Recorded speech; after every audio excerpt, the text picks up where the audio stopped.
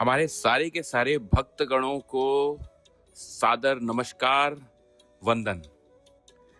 अमालकी एकादशी, फाल्गुन मास शुक्ल पक्ष की एकादशी को अमालकी एकादशी का व्रत किया जाता है।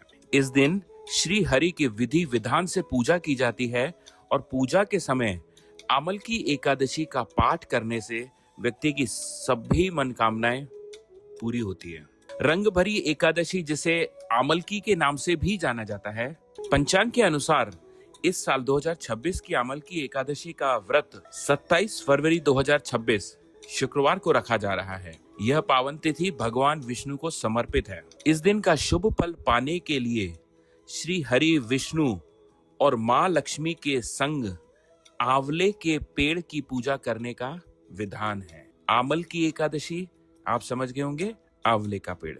इस दिन पूजा करने के समय आमल की एकादशी का व्रत पाठ अवश्य करना चाहिए। मान्यता है कि कथा का पाठ करने से एकादशी का व्रत का संपूर्ण फल प्राप्त होता है और साधक के सभी पापों का नाश होता है। आइए कथा सुनते हैं। पुराणों में ऐसा वर्णित है कि वैदिक नामक नगर में चंद्रवंशी राजा राज्य करते थे। इस नगर के लोग भगवान विष्णु के परम भक्त थे और हर एकादशी का व्रत विधि पूर्वक रखते थे। फाल्गुन माह के शुक्ल पक्ष में अमालकी एकादशी का व्रत बड़े ही श्रद्धा और भक्ति से किया जाता था।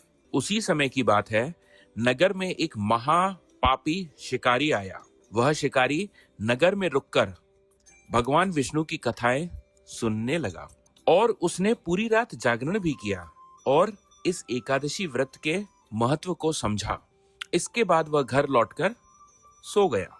भक्तों, कुछ दिनों बाद ही उसका देहांत हो गया और पापों के कारण उसे नरक में ही जाना पड़ा। लेकिन याददाश्त में यह बचा था कि उसने एक बार अनजाने में अमालकी एकादशी व्रत की कथा सुनी थी और जागरण भी किया था।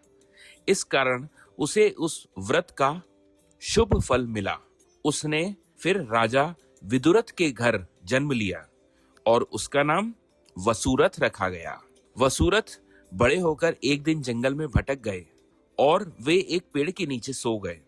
अचानक कुछ डाकुओं ने उन पर हमला कर दिया, लेकिन उनके सारे अस्त्र शस्त्र का उन पर कोई भी असर नहीं हुआ और राजा निश्चिंत होकर सोते रहे। जब राजा की नींद खुली तो उन्होंने देखा कि आसपास कई लोग जमीन पर गिरे पड़े हैं। इस पर उन्हें समझ में आया कि यह हमला उनके जीवन के लिए खतरा था। उसी वक्त एक आकाशवाणी हुई, हे वसुरथ, जगत के पालनहार भगवान विष्णु ने तेरी रक्षा की है।